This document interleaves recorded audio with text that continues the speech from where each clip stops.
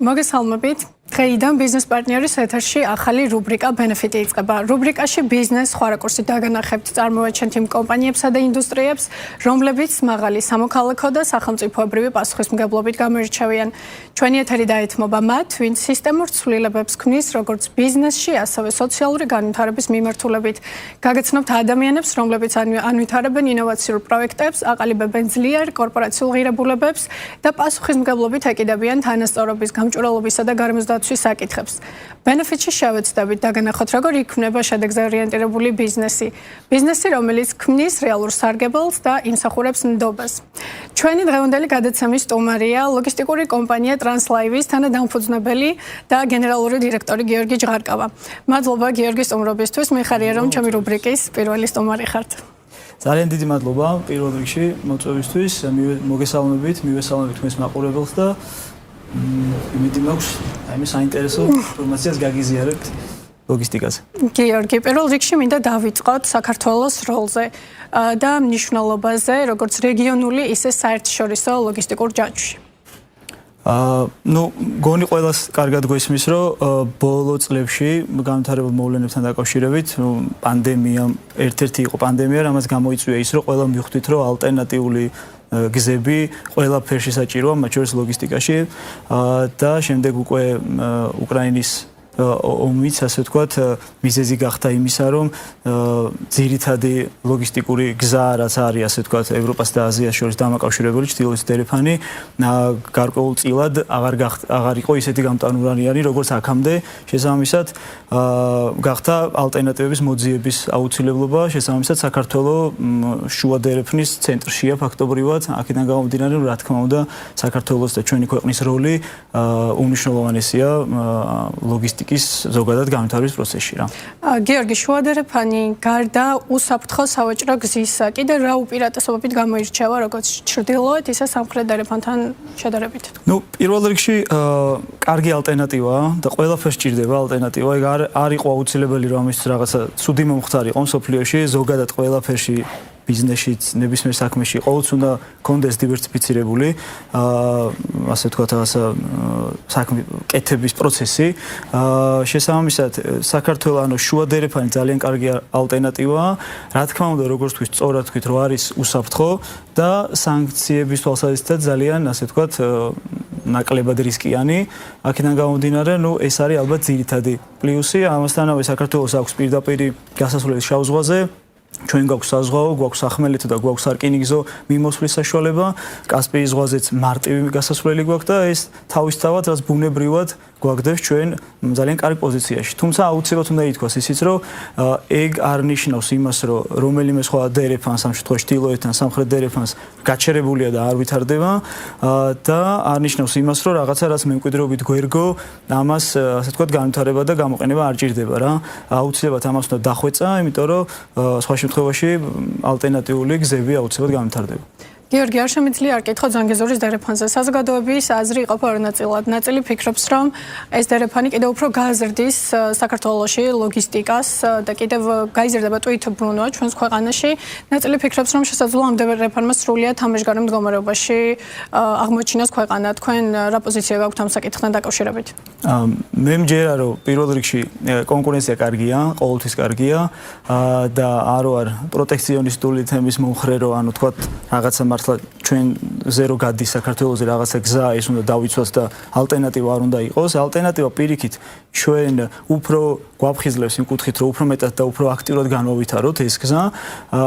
ასევე ჩემი ღრმა რწმენით ზანგეზურის დერეფანი არ იქნება უბრალოდ ჩვენი ალტერნატივა, ეს იქნება შემავსებელი ამ დერეფნის რაღაც კუთხით და ჩვენი რეგიონით უფრო საინტერესო გახდება ზოგადად სოფლიო, ასე ვთქვათ, ევროპას და აზიას შორის გადაზიდვებში ეს თავისთავად საქართველოს მხრივაც გაზდის, ასე ვთქვათ, ინტერესებს. ამიტომ მე ძალიან პოზიტიურად უყურებ მაგ ამბავს და მგონია, რომ პირიქით ეს დაუცილებლად დადებითად იმოქმედებს და ალბათ ეგეც უნდა ითქვას, რომ ჩვენ არ უნდა ვუყუროთ ამას ესე რომ თქვა რადგან რუკაზე ამ დერეფანზე ვართ ასე თქვა განთავსებული და რუკაზე ვართ დაფიქსირებული ამის გამო ჩვენთან უნდა წამოვიდეს ტვირთები ჩვენთან ტვირთები უნდა წამოვიდეს და უნდა გაიაროს ამ ტვირთბრუნავ იმიტომ რომ ჩვენ კარგი სერვისი უნდა დავდოთ რა და შესაბამისად ამ შემთხვევაში ისევ და ისევ ჩვეულებრივი კონკურენციაა და ეს ჩვენ გვიბიძგებს უფრო აქტიური განვითარებისკენ. გიორგი, რა უნდა გააკეთოს საქართველოს რომ ეს კონკურენტუნარიანობა შეინარჩუნოს და კიდევ უფრო მიმზიდველი გახდეს როგორც საერთაშორისო გადამზიდაობისთვის ისე ინვესტორებისთვის? ალბათ პირველ რიგში ინფრასტრუქტურა, იმიტომ რომ ეგ კი ბევრი რაღაც კეთდება ძალიან ქვეყანაში, ვიცით ალბათ ანაკლის ღრმაწყლოვანი პორტი, ვიცით რკინიგზის გადაიარაღების და მოდერნიზაციის პროექტი, არის მოკლედ ბევრი საინტერესო პროექტია, რომელიც რადიკალურად გაზრდის ჩვენს ტვირთგამტარიანობას, თუმცა არის კიდევ ძალიან ბევრი სხვა დეტალი, რომელიც ასევე უნდა განვითარდეს. ეხლა ძალიან რთული იქნება, რომ ჩვენ ყველა წვრილმაში ჩავიდეთ, მაგრამ აი ის ადამიანები, ვინც ალბათ ეხლა ამ გადაცემას უსმენენ და ლოგისტიკაში ერკვევიან, იციან კარგად, რამდენი წვრილმანი ნიუანსი არსებობს. საზღვრის კვეთებზე არის რაღაცა სხვა განსხვავებები, სხვა ქვეყნებს შორის, სხვა ტიპის ანუ გადამზიდავები, ვინ საქართველოზე მუშაობს, ზოგი სხვა დერეფნებზე მუშაობენ და ასე შემდეგ.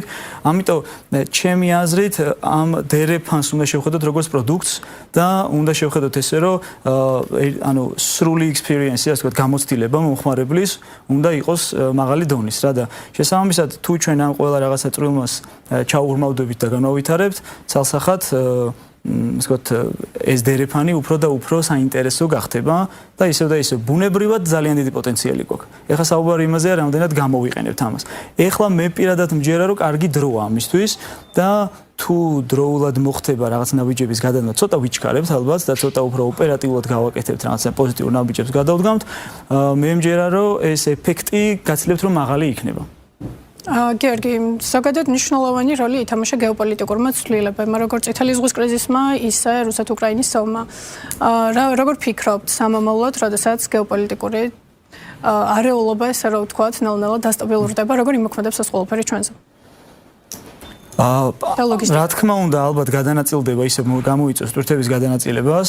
ძალიან კარგი იქნება იქ თუ მალე, ასე ვთქვათ, გაუმჯობესდება, იმიტომ რომ ის რაც ხდება არავისთვის ანუ თალსახად მისაღები არ არის და ალბათ ეს აუცილებლად გამოიწვევს ამ ტვირთების გადალაგებას, მაგრამ ისევ და ისევ ჩემი ღმერთმენით ტვირთი უნდა მოდიოდეს ჩვენთან, ან ჩვენ დერეფანზე არა იმიტომ, რომ ჩვენ სადაც რუკაზე ვარ დაფიქსირებული, ან ჩვენ ან რომელიმე სხვა დერეფანი, არამედ იმიტომ, რომ უფრო კარგი სერვისი ყიდი, უფრო კარგი მომსახურება გაქვს, უფრო კარგი ფასი გაქვს, ხილვადობა გაქვს უკეთესი და ასე შემდეგ. ამიტომ ჩვენ გვაქვს ძალიან კარგი მომენტი განვითარებისთვის და ეხლა თუ სიტყვაზე დავაგვიანებთ ან არ მოვინდომებთ სათანადოდ, რა თქმა უნდა, იმ რაღაც ჩვენს კონკურენტულ უპირატესობას დავკარგავთ, იმიტომ რომ დღეს გვაქვს საშუალება, რომ დროში მოვიგოთ, ასე ვთქვათ, რა, იმიტომ რომ ამ ორ დერეფანს, რომელიც ჩვენი ჩრდილოეთი და სამხრეთი დერეფანი, ხო? დღეს აქვს გარკვეული ისეთი მომენტები, რის გამოც ისეთი აქტუალურები აღარ არიან, როგორიც აქამდე იყვნენ. ამიტომ ხა ეს გიორგი, რა როლი აქვს ზოგადად ციფრული ტექნოლოგიების და ჭკვიანი ლოგისტიკის განვითარებას ლოგისტიკაში, როგორც ვიცი, ტრანსლავის სწორედ აი ამ მიმართულებას ანვითარებს. კი ბატონო, ჩვენ ხო ლოგისტიკურად ციფრული ლოგისტიკური პლატფორმა გავაკეთეთ, დავიწყეთ სადღაც დაახლოებით 4 წლის წინ. ნუ იდეა ხა ისევ რომ მიუბრუნდეთ რაღაცა გაუმჯობესებას, ეფექტურობას, ზოგადად კლიენტის თუ მომხმარებლის გამოცდილების გაუმჯობესებას, ყველა ვარიანტში ყველაფერი გადის დახვეწაზე, განვითარებაზე და ასე შემდეგ, ხო? და მე არ წარმომიდგენია რომელიმე სექტორი არსებობდეს მსოფლიოში, რომელშიც ციფრული ტექნოლოგიები არ არის ძალიან მნიშვნელოვანი, რა. მათ შორის ლოგისტიკაში კიდევ უფრო მეტად, იმიტომ რომ თითქოს ერთი შეხედვით პროდუქტი მოგაქვს ერთი ქვეყნიდან მეორეში და თითქოს ბევრმა შეიძლება იფიქროს რომ მარტივია, ნუ არაფერი, რაღაცა სრული კონტეინერი ან ტრაილერი მოდის ერთი პუნქტიდან მეორეში, მაგრამ ძალიან ბევრი, ძალიან კომპლექსურია ზოგადად ეს პროცესი, რა. ამიტომ ჩემი აზრით და არ უნდა ამას არ ჭირდება ჩემი აზრი, ეს ისედაც ესია ცალსახად, რომ ყველანაირი ასე ვთქვათ გაუმჯობესება, დათვლა რაღაცეების, ეფექტურობის გაზრდა, ფასების კორექტირება იქნება ეს თუ რაღაცა უფრო კონკურენტუნარიანობის შენარჩუნება, ყველაფერთვის საჭირო არის რაღაცა ტექნოლოგიები, რომელიცაც ამ ყველაფერს დაითვლი. თუ ვერ დაითვლი, ვერც უკეთესადაც ვერ მართავ ცალსახად. აი მაგალითად, ალბათ უკვე წამანე ლოგისტიკის თქვა ტრენდი. ჩვენ ახლა ბევრი საერთაშორისო კლიენტი გვყავს და ისინი სულ სხვა სტანდარტებს გთხოვენ ჩვენ და ჩვენ ხვდებით რომ საქართველოში თქვა ეგეთი ტიპის მოთხოვნები ჯერ კიდევ ადრეა რა. მაგრამ ეს აუცილებლად მოვა ის დრო და ეგეთი ანუ იგივე მწვანე ლოგისტიკას და ენერგოეფექტურობას და რაღაც გარემოზე ზრუნვას ჭირდება რაღაც გარკვეული წილის დათვლა ამ ეფექტების და ჭირდება რეპორტინგი და ჭირდება უფრო კარგი ხილვადობა. ამ ყველაფერს ტექნოლოგიის გარეშე ფიზიკურად ვერ გააკეთებს ვერავინ. გიორგი, რა არის ის სარგებელი, რასაც ზოგადად ეს ინდუსტრია პირდება როგორც საზოგადოებას, ისე ქვეყანას? აი მაგალითად პანდემიაში მე მახსოვს რომ ყველაფერი თითქმის უმეტესი ბიზნესი გაჩერებული რო იყო, ლოგისტიკა არ გაჩერებულა რა, იმიტომ რომ ნებისმიერი პროდუქტი, რომელსაც ქვეყანაში ვინმე აწარმოებს, ან შემოაქვს, ყველგან ლოგისტიკა არის მონაწილეობს. შეუძლებელია ფაქტობრივად ლოგისტიკის გარეშე. ანუ ლოგისტიკა ვერ ჩერდება, არ ჩერდება თუ კი ეს გზა არსებობს, რა მისასვლელი გზა არსებობს. ამიტომ ლოგისტიკის განვითარება თავისთავად ნიშნავს, რა ვიცი, უკეთეს წარმოების ხარდაჭერასაც ნიშნავს, ალბათ ფასების კორექტირებას თუ გაუმჯობესებას ნიშნავს, არჩევანის ზრდას ნიშნავს და ასე შემდეგ. იმიტომ რომ თუ კი ძვირდება რაღაცის იმპორტი ან ექსპორტი, თავისთავად ზოგ კომპანიას მე ამის წამოღება ან გატანა აღარ უღირს, ამის კეთება აღარ უღირს და ასე შემდეგ. ამიტომ განვითარებული ლოგისტიკა თავისთავად ყველაფერს ეხება. კი ბატონო და ბოლოს თქვენი შეფასებით როგორი იქნება საქართველოს ლოგისტიკა მომდევნო 5-10 წლის განმავლობაში?